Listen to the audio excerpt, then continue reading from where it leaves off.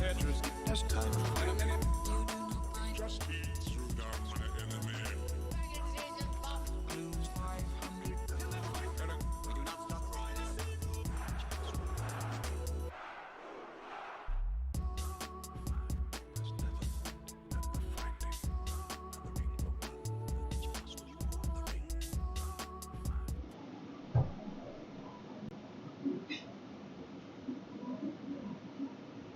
Wow, is it finally working? Holy crap. Man, this is such a pain today. I have no idea what's going on.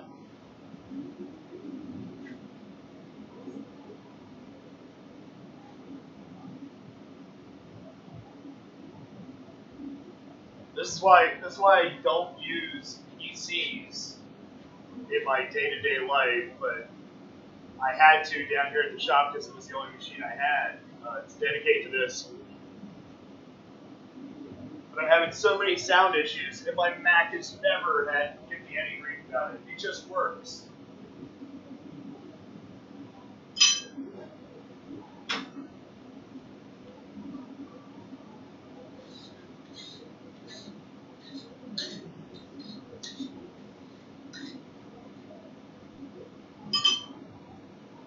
So I wasn't actually expecting to forge today. Uh, normally I have my daughter and on Tuesday nights, so she's got a doctor's appointment tomorrow. I don't want to be the one to take her to go get a shot, so that means I dropped her off at mom's, and Dad decided to chill out and have a beer, and I'm going to do a little bit of heat treating. No hard work tonight.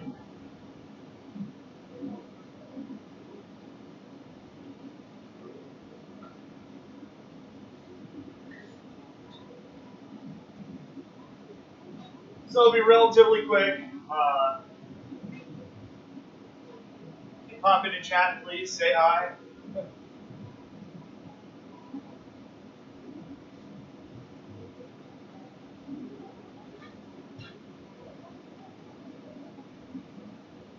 Really, the main reason for this was, hey, my first stream, the audio was absolutely horrible, and so I wanted to work that out.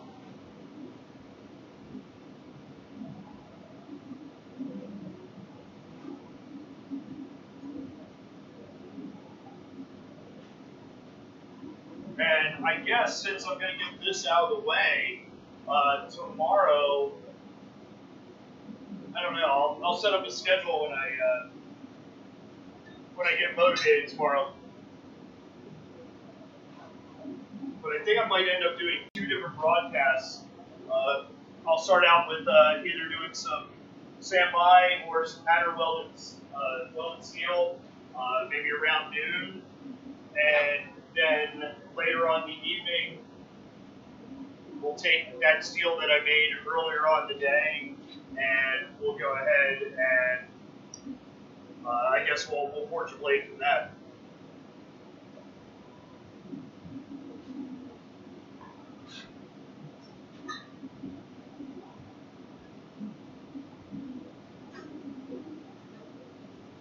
So this is the tomahawk that I forged out on Sunday. All my cameras working here? Looks like they are. They're IP cameras, so they're all on a sync. But yeah, it looks like they're working.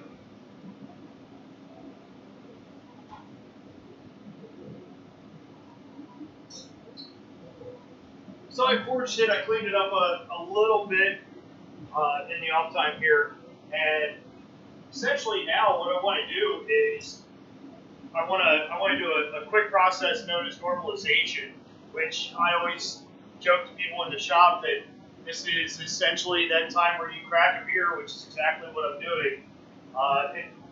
It's a lot of heating up and cooling down, heating up and cooling down. What we're trying to do is we want to go ahead and make sure that the structure of the steel internally is all uniform.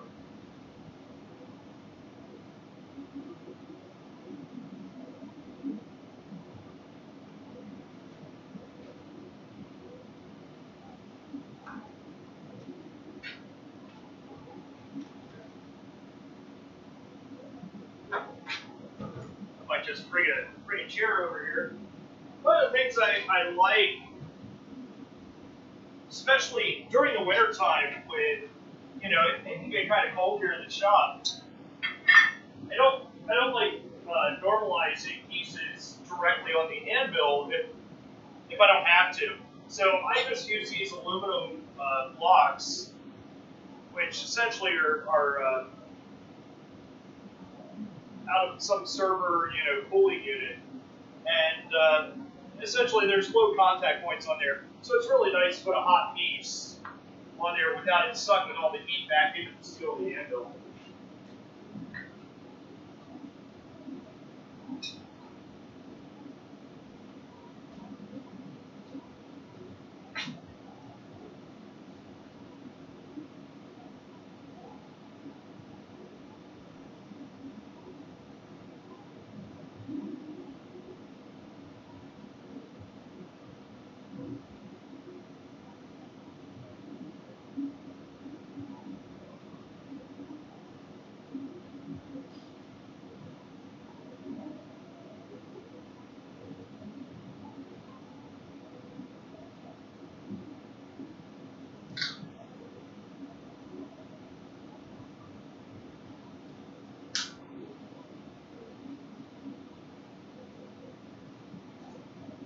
So for tonight, I thought I'd try out. I have a Rode shotgun mic.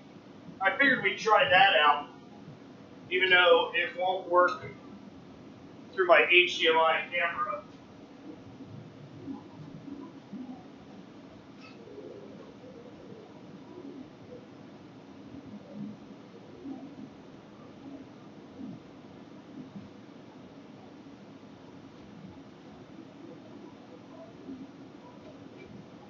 It's just, I guess gamers have it so much easier here on Twitch.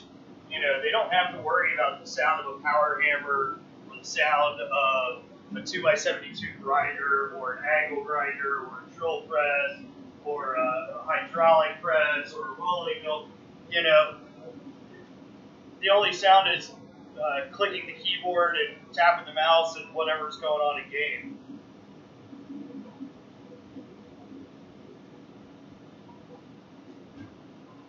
But it is definitely difficult to set up sound in an environment like this where it's essentially, all metal on the inside reflecting all the noise. And it's a fun challenge. It's definitely a fun challenge.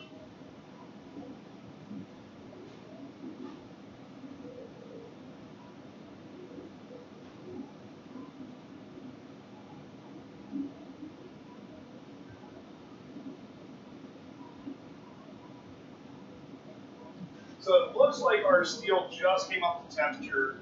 I'm gonna use the session timer here on the TV. So we're at 9 minutes. I'm gonna allow this to soak.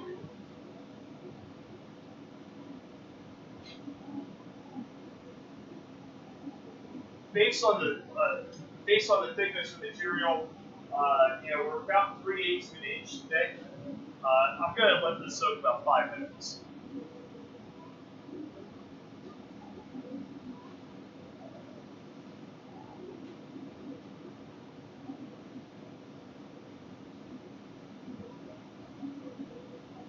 I guess I should move this screen so I can more easily see. Also, part of my arm's reach there.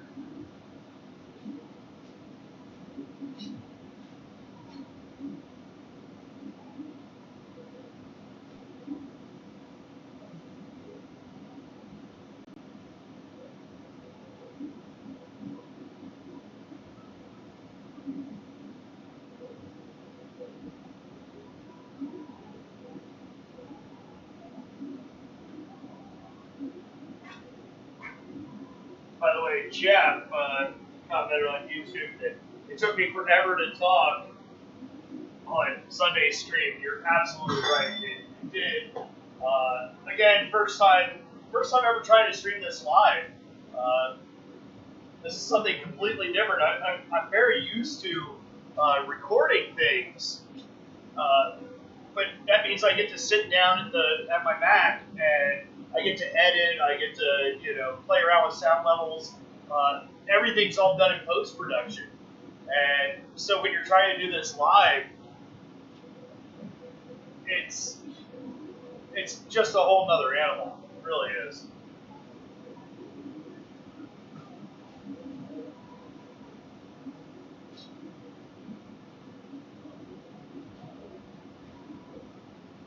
And of course, there was the fun part of the camera shutting off every half hour. This is why you don't use your expensive DSLR as a camcorder or as a webcam.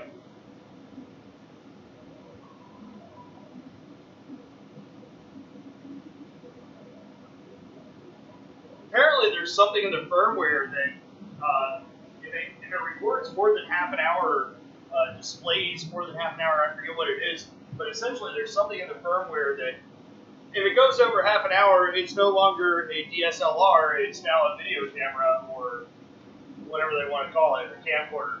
And man, I wish there was a workaround.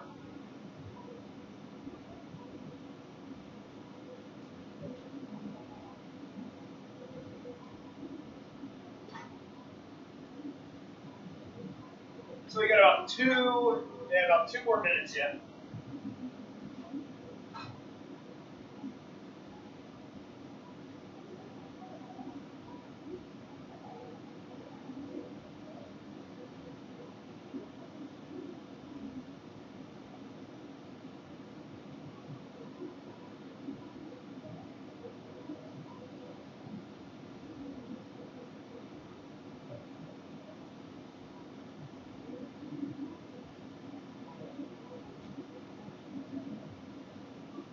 Now, with a tomahawk, I don't think this is absolutely necessary, but it is still sort of like an insurance policy. When I forge out at night, this is absolutely mandatory, just because the normalization process resets that grain structure, and the biggest thing that it helps us with is by resetting that grain structure, we don't have large grains and small grains fighting against each other. And so when we cool it rapidly, because they're not fighting against each other, essentially it minimizes the risk of things such as bending, cracking, twisting, warping, dogs and cats living together, symmetrical wood stacking, whatever, all the crazy shit that can happen.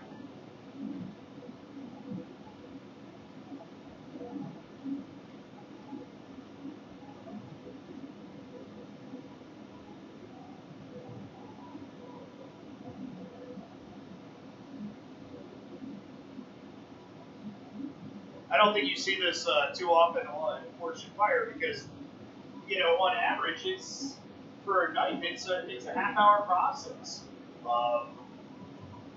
So we're just now hitting time.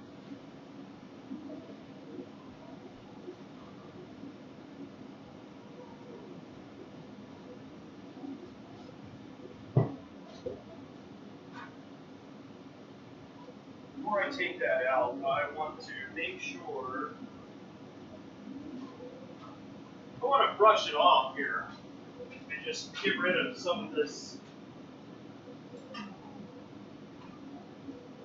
Just want to brush off some of this scale.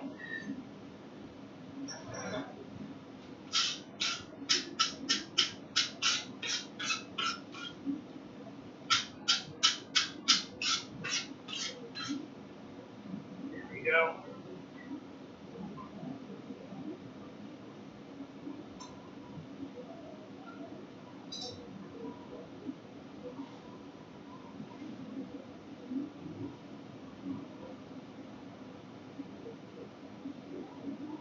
Now this is where you can actually watch this cool down. Keep in mind the cameras are actually going to show color a lot differently than what your eyes see it. The other thing is if I turned off all the lights here in the shop, you see color going for minutes.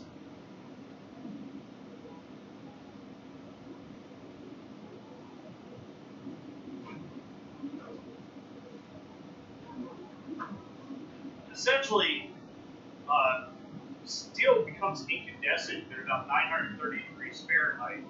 And so, based on that, essentially when someone says that it's, dark cherry red, well, it really depends on what the ambient light is. Because if it's really bright direct sunlight, that cherry red isn't going to register until maybe 1350, 1425. I mean, it's really going to wash out all those colors. But if it was completely dark in here, you'd actually see a really dull red glowing color at about 930, 950 degrees.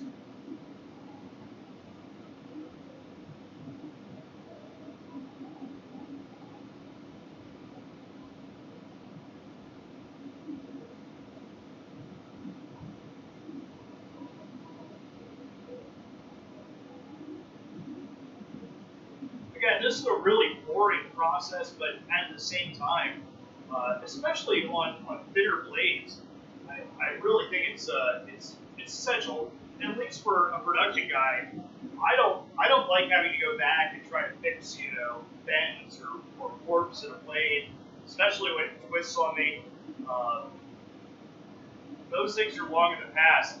I'd much rather take half an hour, 45 minutes, even an hour, and do this process and really minimize that. I mean, you might only get those issues, one out of every 10 blades, but at the same time, if you're trying to do 12 blades at once and 2 of them having to do it, and then you have to go back, is it worth your time?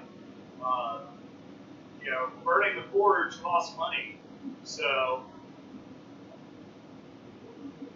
I don't know. I think about things in as far as what is my time worth, and this obviously just doing one piece at a time really probably isn't worth it, but it's a good example lesson. It's a good way to teach it.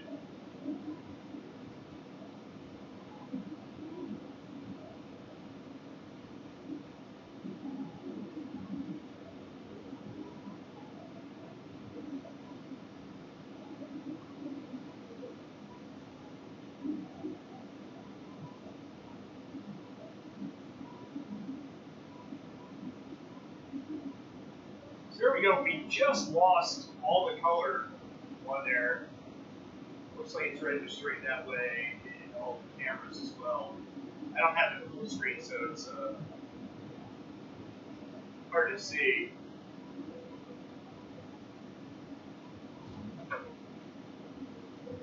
Before I put this back in,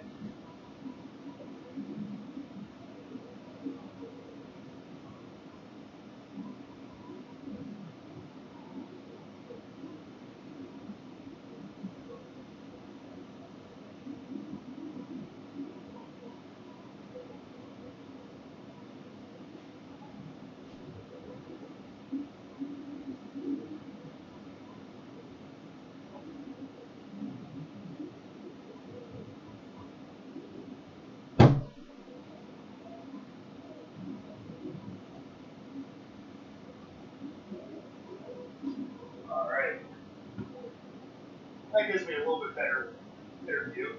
Hell, I can even read the chat now.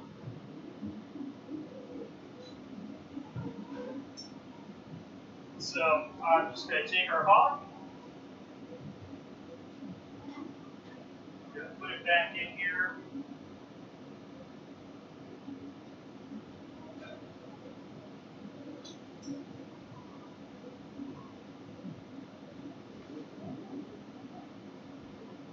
Now, even though the very first time we did this and put it in, it took, a good probably 6-7 minutes or so to really get to that temperature that I was looking for. I put it back in, it was still about 650, 700 degrees. So it's going to happen a lot faster, exponentially faster.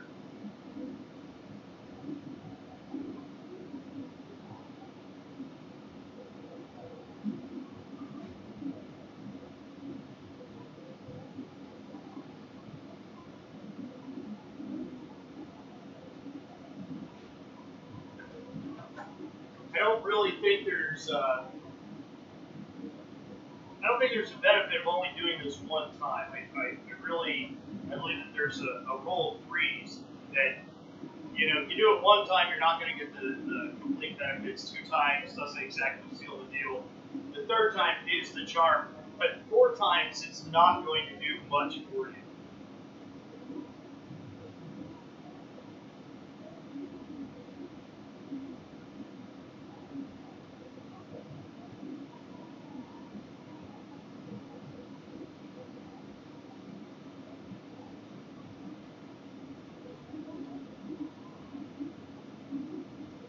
But yeah, not a lot of action going on here. Hopefully, if I keep on doing this on a regular basis, can actually build up an audience. This would be the perfect time for me to be doing things such as questions and answers.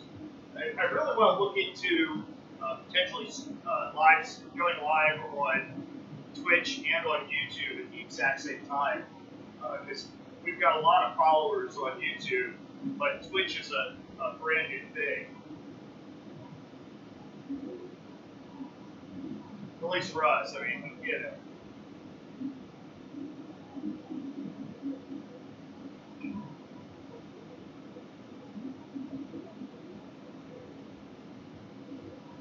I'm going to look into that actually for tomorrow. I mean, why not? If I can come down here around noon and start making steel, it'd be great to be able to simulcast on Twitch and on YouTube.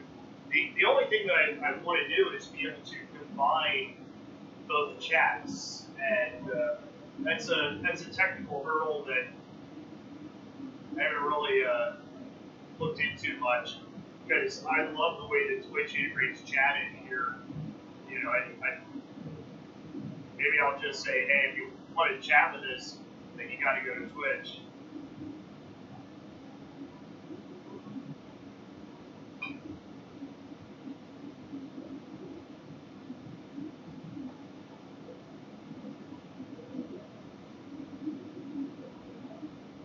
I've also done the trending gamer thing of I set up our own Discord as well. So we are at temperature, and that is the 2330 mark.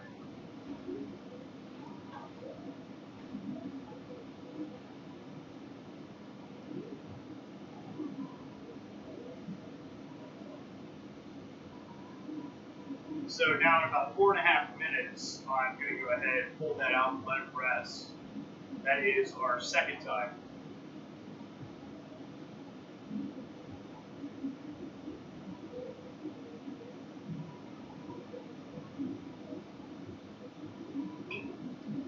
You can really argue that with something that has this much mass, the normalization process really is not it's not necessary.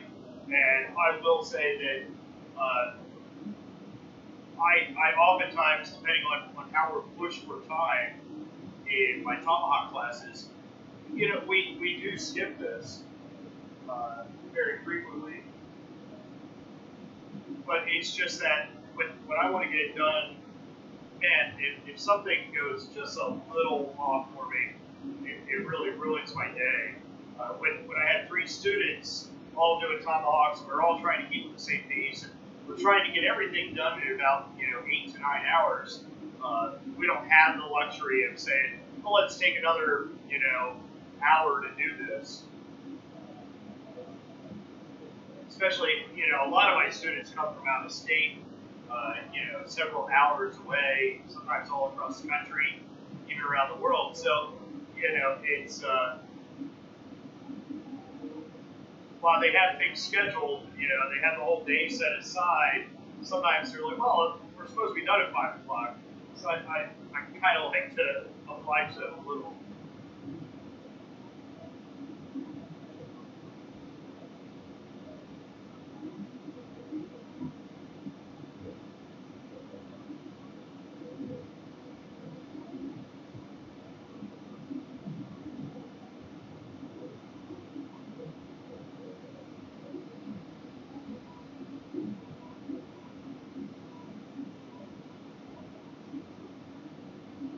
funny thing is I should have been doing this switch thing years ago. I mean, this is essentially what I end up doing. It's just kind of cross-referencing or adding in a little bit of the insanity.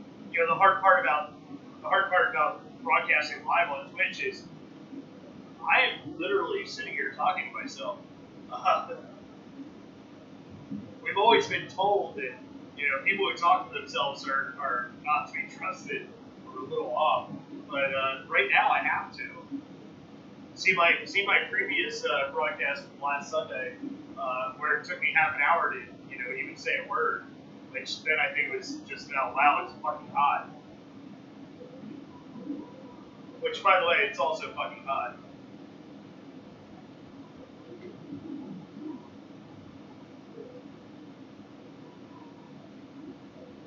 It's definitely not as entertaining as Fortune Fire, is it, folks?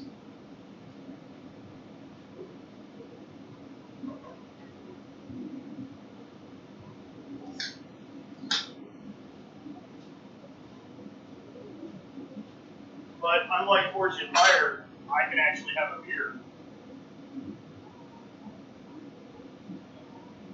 Or 4, or 5.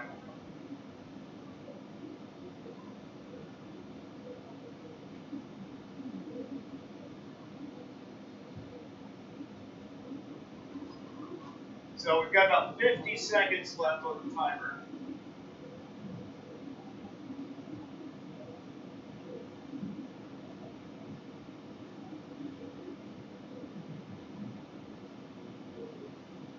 The temperature on normalizing isn't,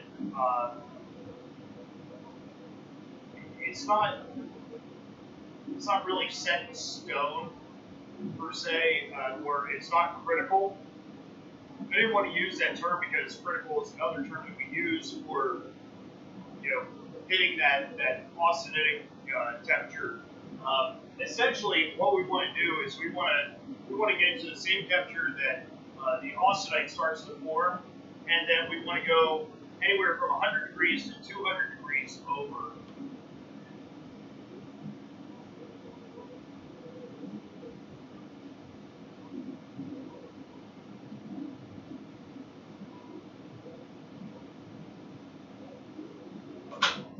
Okay, that is time.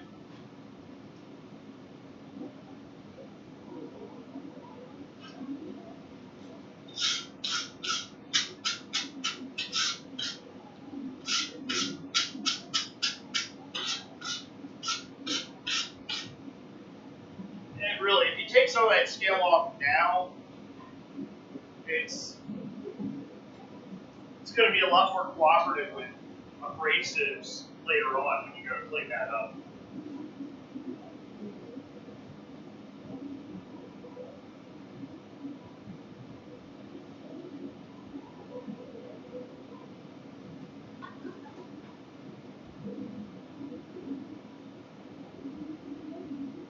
Now it's back to the waiting game.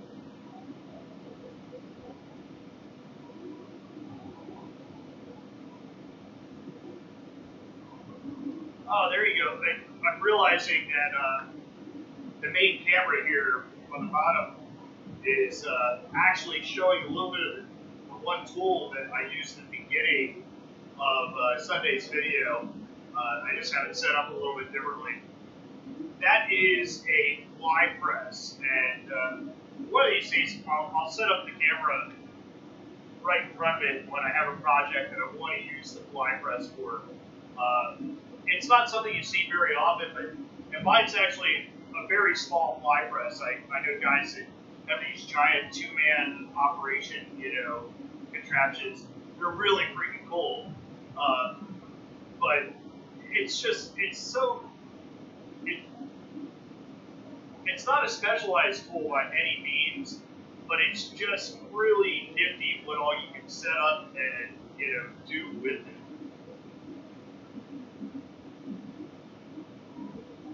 And most guys, I bought this because I had the opportunity. An old guy was getting rid of a lot of his shop equipment, and so I just picked it up on a whim and had to build a base for it. There was a lot of work involved in getting it to the point that it is now. But I just couldn't pass it up. It was a great thing at the moment, and I had the money to do it. So.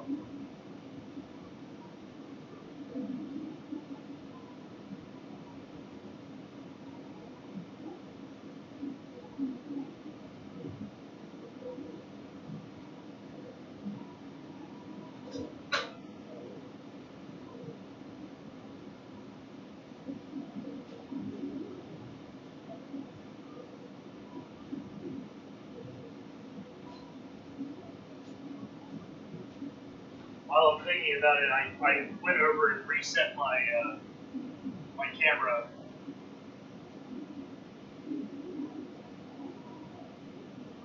Just so it doesn't time out. I'm essentially at the 32-minute mark. So if I hit an hour or 2 minutes, I know that thing's going to shut down again.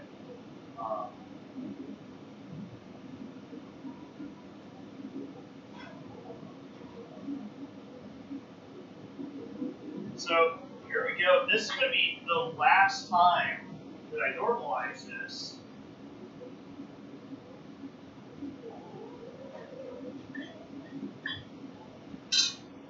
So after one more cycle, so the next time will be our third cycle. After that third cycle, I'll go ahead and quench this.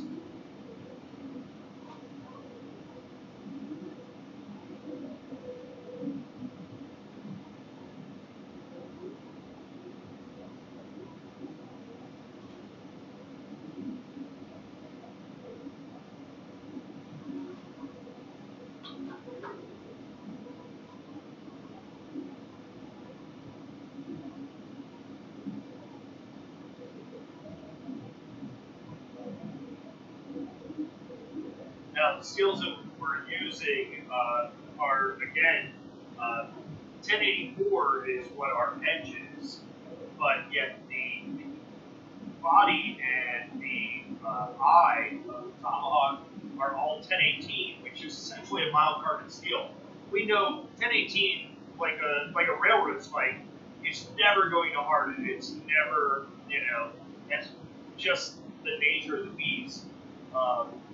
After I quench it in oil, I can bang on this thing with a hammer. It's not going to break. Whereas 1084, that's a totally different story. You hit it with a hammer directly after, hardening it, it's going to shatter like glass.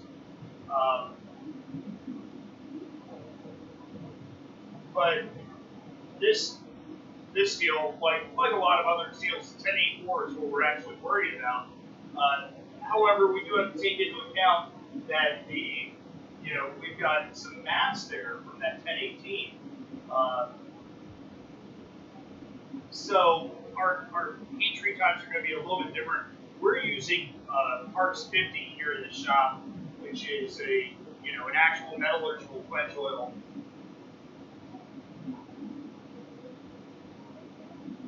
I really recommend it when you can afford to buy real quench oil. By all means, it's going to change up your game. Not so much with like 1075 or 1080, 1084. But if you want to start doing stuff with 1095 and 01, even W1 and W2, which are technically oil quenching steels or water quenching steels, when you do them in the parks, I mean you can pop such a wonderful mode on W1 or W2 just by using parks, which is a really fast oil.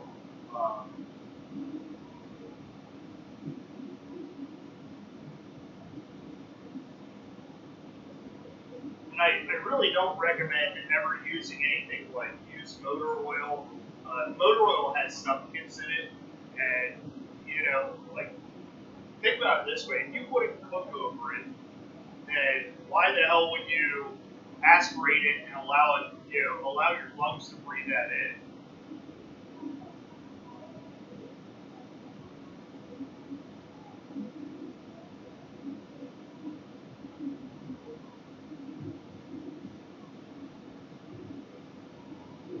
Now, I used to use canola oil and also veterinary grade mineral oil for quenching. And as a matter of fact, as a cost saving measure, every once in a while, if I need half a gallon of oil just to bring that quench tank back to the level that I want, I'll top it off with a little bit of veterinary grade mineral oil, and that works. Uh, the biggest thing though, like when you're going with canola oil or grapeseed oil or avocado oil, God, if you quench with avocado oil, then you have more money than you don't have to do with it. Because Parks 50 is nowhere near the same price a gallon as what avocado oil is. Normally you see it in like an 8-ounce bottle for $15. But essentially, when using things like canola oil, even with the 1084, 1080, 1075, the lower carbon versions of the 10 series of steel, I need to bring it up in temperature to about 128, 130 degrees.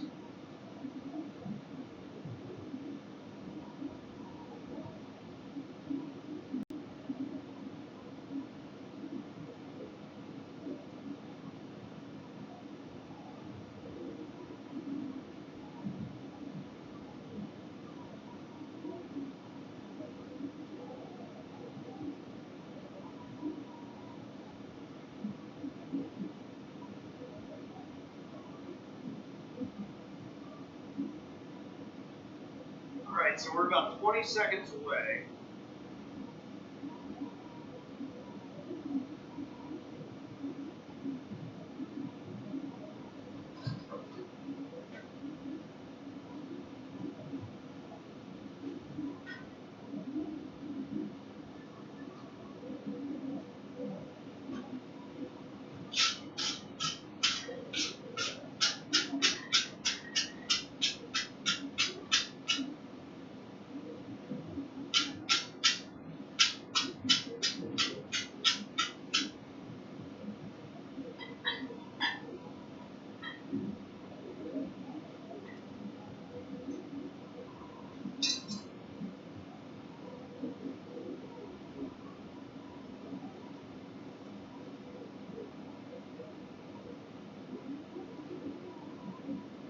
So just to reiterate, this is our last cool down cycle.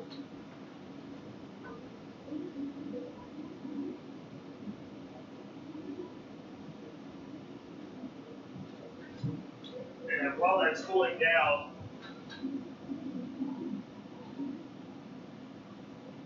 I'm just turning down the temperature of the gas forge.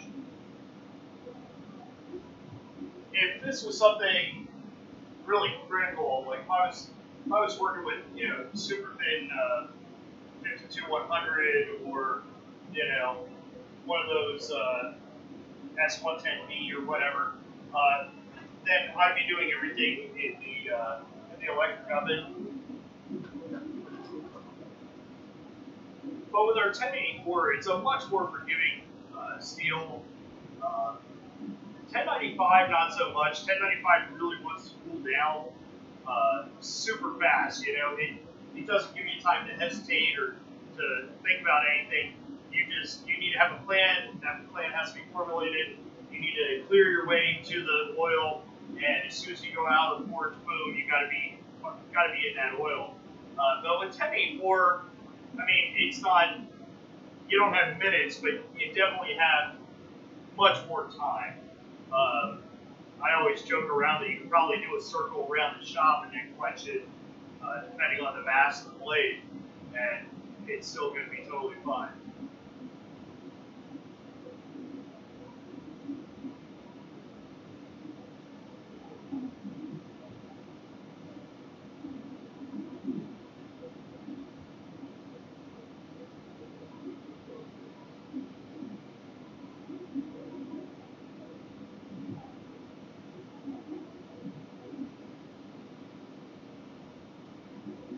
So we're going back to what I talked about earlier. Right now, I I can still tell that we've really got a section right in here, at the 2.5, 3 inches, right in the very middle, the thickest part of that blade is still actually glowing. I don't want to put it back into the heat until that glow is completely gone.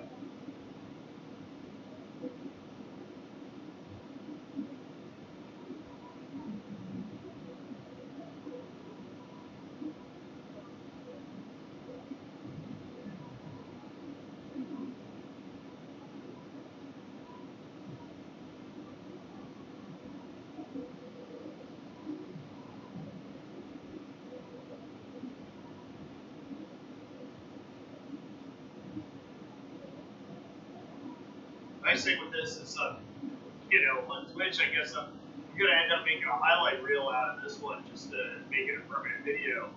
And wow, I'm going to get to cut out so much of this boring sitting down drinking a beer stuff.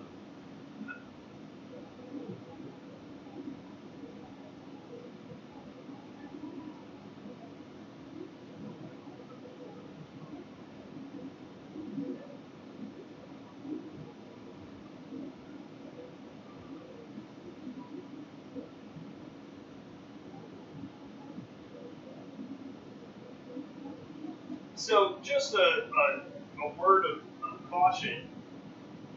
I don't think that you can let it cool down too much. We can take this all the way right now to room temperature. If it was winter time, we could let it, just sit here. God, it might be down to 20 degrees by the time we walk back in the morning. That's not a problem. I think that the problems occur is by not letting it cool down enough. So letting it go an extra minute or two once you stop seeing color, that's not a bad practice to be in.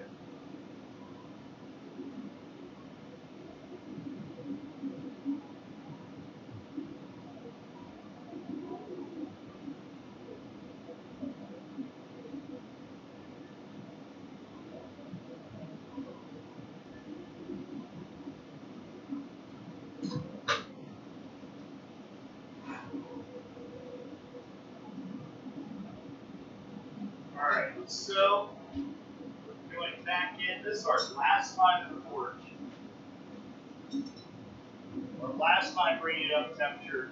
I've turned down the forge temperature by probably about 100 degrees or so. You're not going to be able to notice that on camera. Cameras just do a horrible job of picking up colors.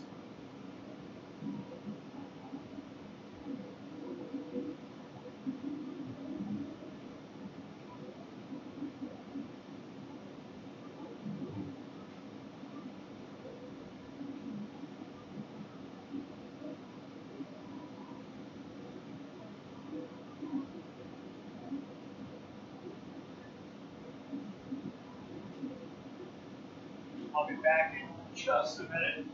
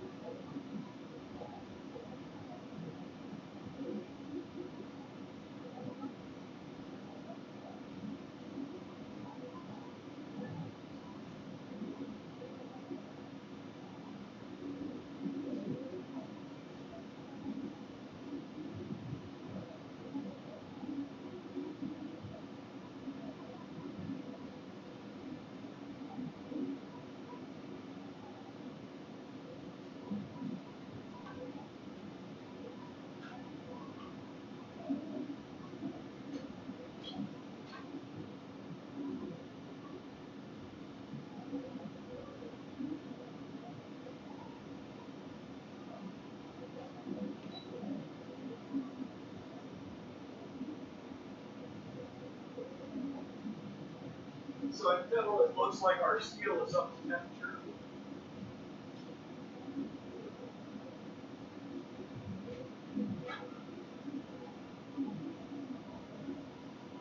Keep in mind this aluminum has been sucking up heat every single time that we've been putting something on it, so I just want to plug up and move it out of the way.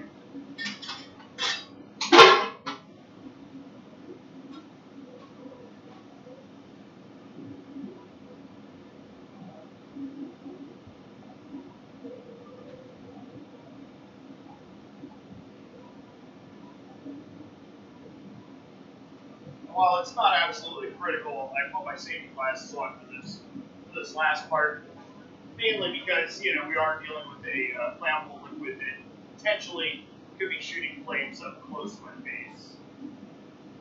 And I really prefer to not melt my contacts, to be honest.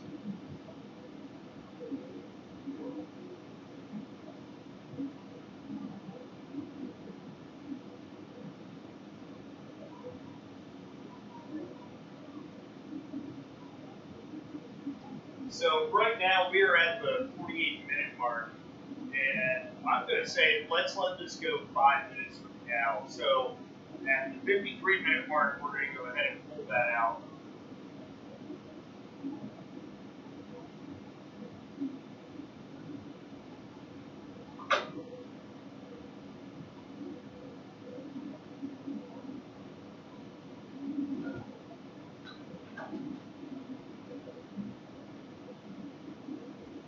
By the way, thanks a lot to our recent followers, OK1973, Scorpion Game King, and Acres Ridge Forge. Thanks for joining us.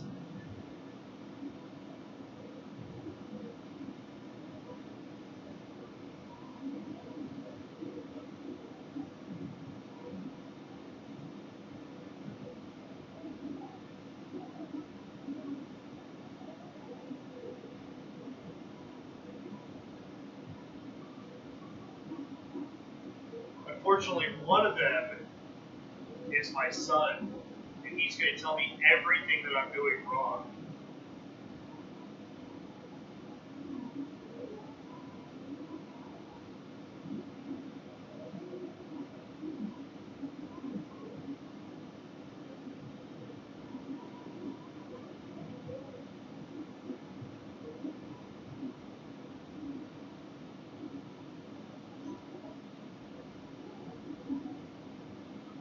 All right, 3 more minutes, guys.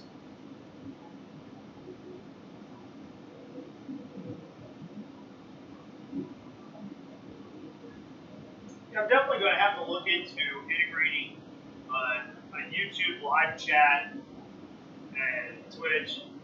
I don't know if there's some third-party way of doing this. No, I'd say let me know, but I'll probably end up figuring it out over the next 16 to 20 hours. And I'm sure that some of you 20-somethings already know everything about this stuff, but hey, I'm 43, I'm an OG hacker, so this stuff's really cool. But at the same time, there is a slight learning curve to it.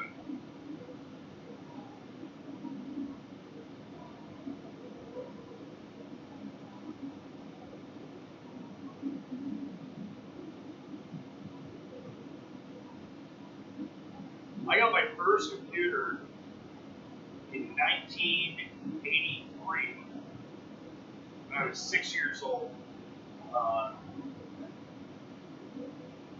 And I think I first got online in probably 1988.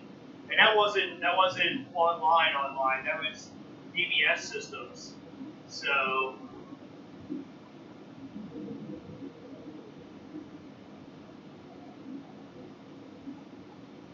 the world has definitely changed.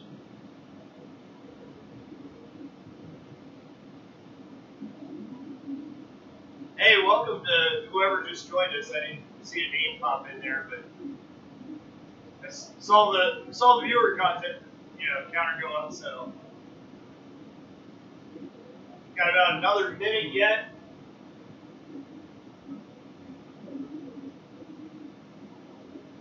And then I'm going to be clubbing up, pulling this out of the forge, going for the quench.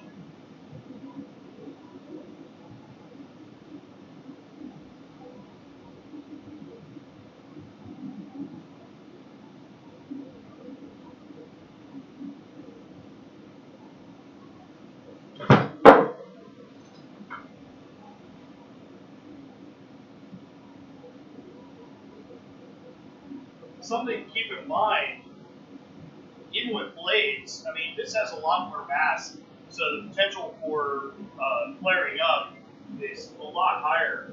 But even when doing blades, a lot of us, we have this natural instinct that when we go ahead and we plunge into our oil, the fire's licking our hands, and so the natural instinct is to get away from the fire. But really, the safest thing to do is to go deeper on this. If you deprive it of oxygen, then the flames are going to go out. So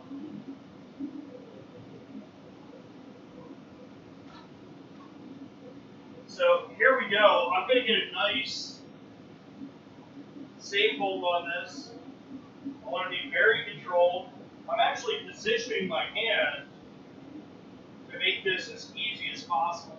I'm going to be coming out straight out of the forge, and I'm going right into that oil. I'm just coming straight down in.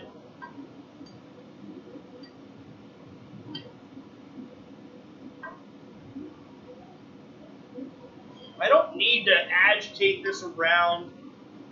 That leather got a little hot there, but the fire's out now. So as long as I don't pull this out too quick, and I'm actually going to start a timer right now of about 40 seconds or so.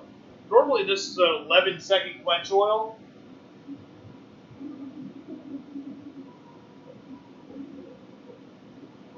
But when you're dealing with the mass of a tomahawk, that 11 seconds goes right out the window. The idea is that we want to make sure that all of this is cooled down. Most of our primary cooling happened at our tapered edge. And so I know that we have a nice hard edge, but what I don't want to do is pull it out and allow that residual heat to carry back down towards those thin parts and essentially soften that steel up before I can get it into the tempering of it. So, I mean, in theory, we could actually just let this cool down almost to room temperature. But I'm just holding it here long enough, or a little bit longer than the temperature that it would be at, where if I pulled it back out, maybe at the auto ignition temperature for some of those thicker mass parts. But we're looking pretty good there.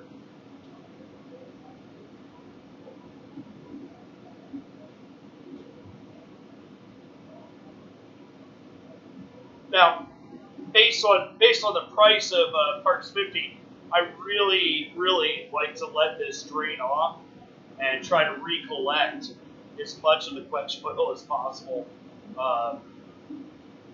It's not much per gallon, when you look at it individually, but by the time hazmat and everything else is accounted into it, God, I pay almost $60 a gallon for it.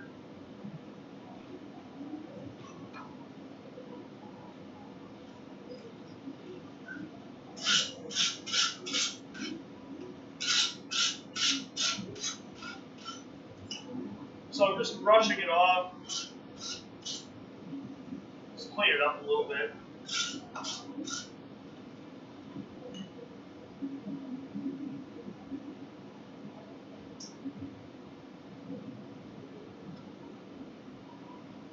I grab an old rag here.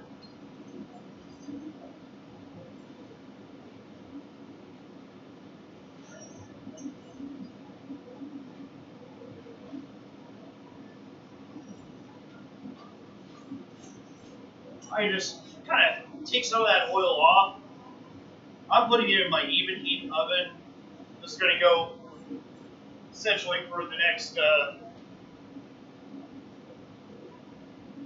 forget where my program's at, but I'm pretty sure that it's about 40 minutes at like 600 degrees. The idea with the tomahawk is, we're not making a straight razor. We don't need it. We don't need it to hold the ultimate edge. This is a splitting tool that, quite frankly, if you're out on the Appalachian Trail, you're probably gonna hit some rocks with it, hit some hard parts of wood. You don't want to chip an edge. You'd rather roll that a little bit, and, still have it very serviceable throughout your trip. So, if it was breaking portions of that edge off, that'd be a bad thing.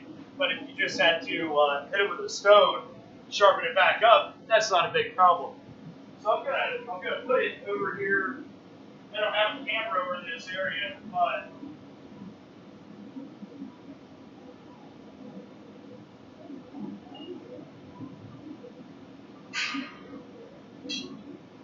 there we go.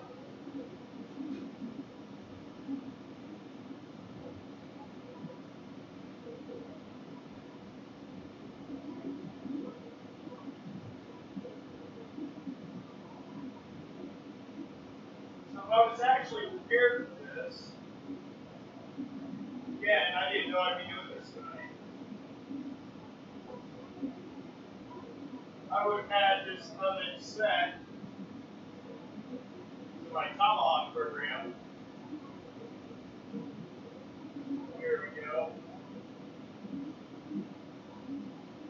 So really, this is going to take it back up to 600 degrees. There's some Damascus parts that we're healing in the oven, just to make it easier for us to cut with the bandsaw. But yeah, our heat treat is going to be about 600 degrees for about half an hour. What that's going to do is, when we quenched, we made our steel really, really hard, but it's also brittle. It's fragile. So in order to take that hardness, that brittleness away, we need to do a process known as tempering. And so we're going in at a lower temperature for a longer duration of time. This piece for these steels, essentially what we need is 600 degrees for about half an hour. However, I'm going to leave it in here. It's going to cool down slowly. So it's going to end up giving us a really nice utilitarian style heat treat on there. I wouldn't be afraid about using it for, any situation.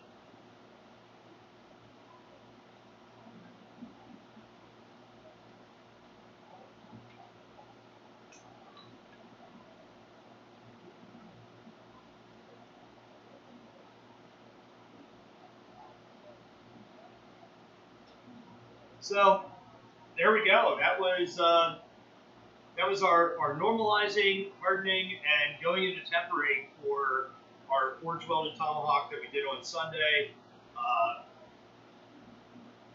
Thanks again, guys, for watching. I think this is pretty much the tail end of everything. I don't see anyone throwing anything up in chat. See people popping in and out watching, but there was a little bit more interaction. I by all means doing some question and answer right now if you had them.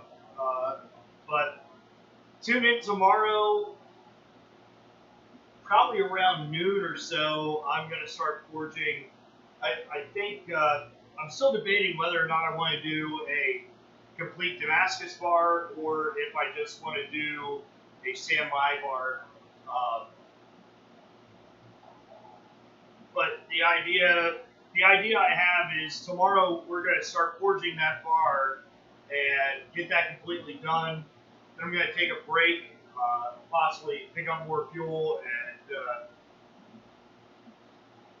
have dinner, and then about 7 o'clock or so, I'll come back, and we're going to take that bar of steel that we made, and we're going to go ahead and forge that into something functional.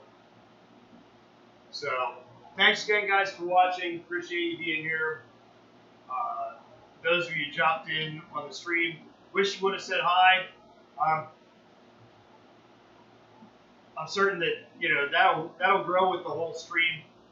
God, this is only the second broadcast we've ever done. No one even knows that I'm doing this.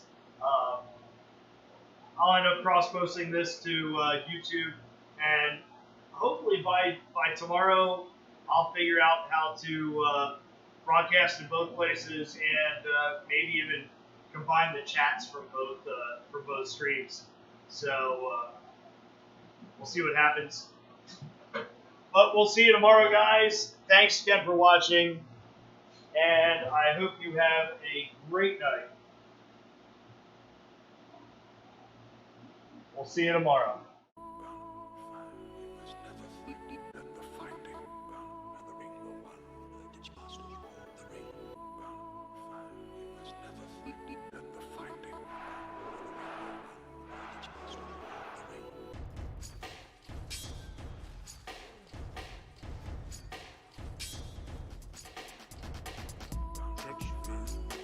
Just keep through down my enemy.